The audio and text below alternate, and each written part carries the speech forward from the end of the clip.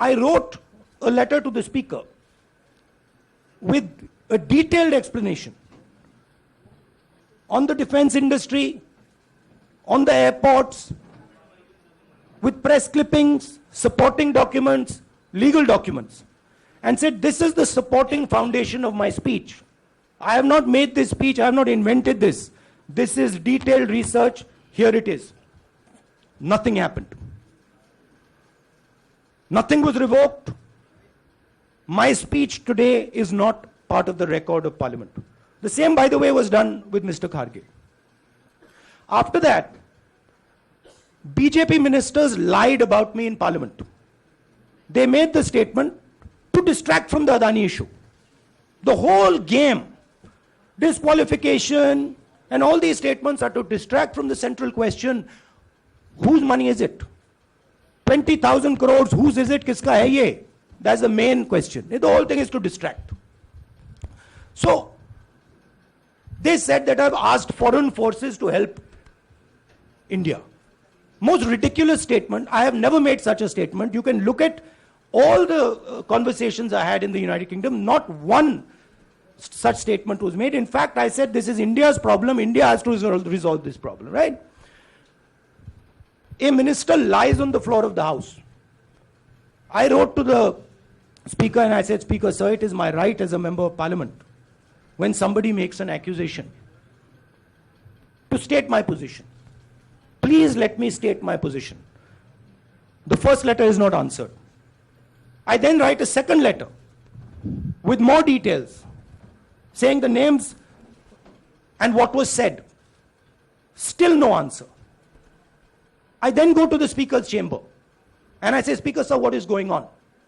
We live in a democracy. You are the defender of that democracy. Why are you not letting me make my statement? The Speaker smiles and says, I cannot do that. Come and have a cup of tea with me. Right? So this is the whole drama that is being orchestrated to defend the Prime Minister from the simple question, whose 20,000 crore rupees, whose $3 billion went to Mr. Adani shell companies? Haji Mohit, एक minute सबको मौका मिलेगा. राहुल जी, मोहित दुबे हूं मैं. मेरा सवाल ये है कि आप शहीदों. By the way, sorry, I just need to finish that. I left out a part. Look, I am here defending the democratic voice of the Indian people. I will continue to do that. I am not scared of these threats, of these disqualifications, of these allegations, of these prison sentences. I don't care. I'm not scared of them. Okay? These people don't understand me yet. I am not scared of them. They are used to everybody being scared of them. I am not scared of them. Right? And I will continue to ask the question, what is the Prime Minister's relationship with Mr. Adani? It is an old relationship. It is a relationship that began when he was Chief Minister of Gujarat.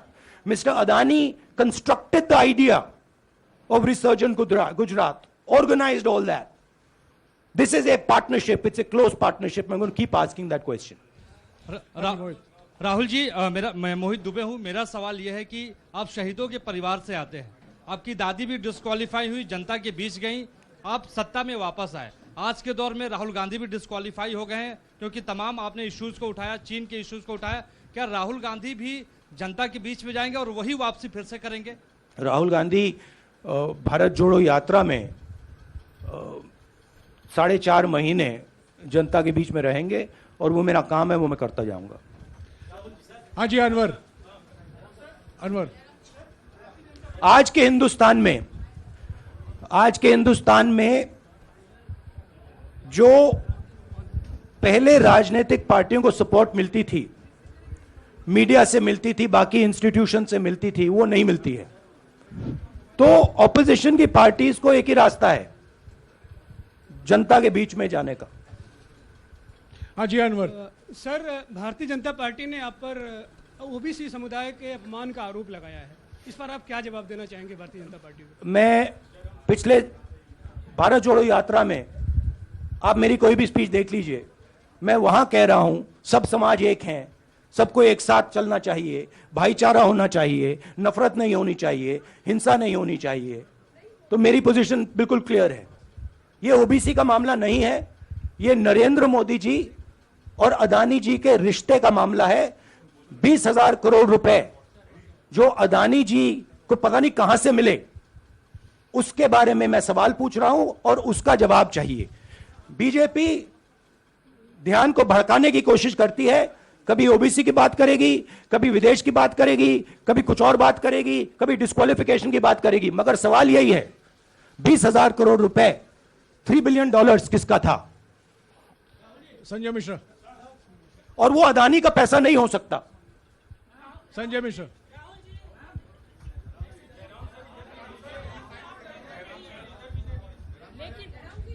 आपने कहा आप डरते नहीं हैं, लेकिन state के target पे हैं और स्टेट आपके खिलाफ है, पूरी स्टेट, पूरी मशीनरी आपके खिलाफ है।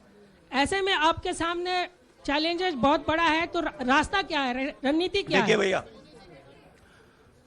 चाहे स्टेट हो चाहे कुछ भी हो, मैं सच्चाई को देखता हूं। मुझे और किसी चीज में इंटरेस्ट नहीं है, मैं सच्चाई बोलता हूं। राजनीति में यह फैशनेबल बात नहीं है, मगर यह बात मेरे खून में है। मैं और कोई रास्ता निकाल ही नहीं सकता हूं। तो मेरा काम यह है, यह मेरी तपस्या है, जीवन की तपस्या है, उसको मैं करता जाऊंगा। चाहे मुझे डिस्क्वालीफाई करें, मारे पीटे, जेल में डाले, मुझे कोई फर्क नहीं पड़ता।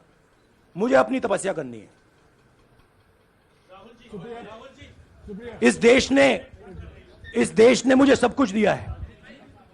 शांत हो जाइए। इस देश ने मुझे सब कुछ दिया है, प्यार दिया है, इज्जत दी है, इसलिए मैं ये करता हूं। हाँ Supriya. Sir, Rahul sir, BJP के जो लीडर्स आप पे अटैक कर रहे हैं उस पर आप क्या कहेंगे? और इसके अलावा वायनाड, वहां पर जब से खबर गई है वहां पे लोग बहुत डिसबिलीफ में हैं, प्रोटेस्ट भी इरप्ट हो रहा है, आप अपनी कॉन्स्टिट्यूएंसी के लोगों को क्या कहना चाहेंगे? नहीं, मैंने सोचा है कि मैं अपनी, देखिए मैंने कॉन्स्टिट्यूएंसी में भी बोला कि वायनाड के लोगों के साथ मेरा पारिवारिक रिश्ता है, फैमिली प्यार का रिश्ता है। तो मैंने सोचा कि मैं वायनाड के लोगों के लिए अपनी एक चिट्ठी लिखूं उनके लिए कि मेरे दिल में उनके लिए क्या है। तो वो तो मैं रिजॉल्व कर दूंगा। उनका, देखिए, बीजेपी के नेताओं का काम यही है। देखिए, वो सब नरेंद्र मोदी जी से डरते हैं, कारण आप जानते हो। नरेंद्र मोदी जी ने कहा कि देखिए ध्यान हटाना है। वो सब जानते हैं अदानी जी और नरेंद्र मोदी जी का रिश्ता, सारे के सारे जानते हैं क्या रिश्ता है, सब जानते हैं, मगर डरते हैं। तो अगर नरेंद्र मोदी जी ने उनसे कहा कि भैया ध्यान उधर करो, ध्यान उधर करेंगे। मगर सवाल यही है 20,000 करोड़ रुपए किसका है? हाँ जैनेंद्र। जैनेंद्र। राहुल जी, पूरी कांग्रेस पार्टी, सर पूरी कांग्रेस पार्टी ये कह रही है कि आप चाहे वो गुजरात की कोर्ट ने आपको सजा सुनाई या आपका निलंबन हुआ, ये सब कुछ केंद्र सरकार, प्रधानमंत्री के इशारे पर हो रहा है। लेकिन बीजेपी कह रही है कि कानून ने अपना काम किया है। तो जो ये दलील है कि कानून ने आपको सजा दी है और उसी की वजह से आपका निलंबन भी हुआ है, इस पर आप क्या कहेंगे? देखिए, कि आपको लगता है कि लीगल PM के मैटर इशारे है, पर ये हुआ है? लीगल मैटर है। मैं हिंदुस्तान के लीगल सिस्टम को रिस्पेक्ट करता हूं। मैं लीगल मैटर पे इस प्रेस कॉन्फ्रेंस में बात नहीं करना चाहता हूं। हाँ संजीव। अगर आपके लीगल सवाल होंगे तो आप हमारी लीगल टीम से पूछ लीजिए। संजीव 1 मिनट।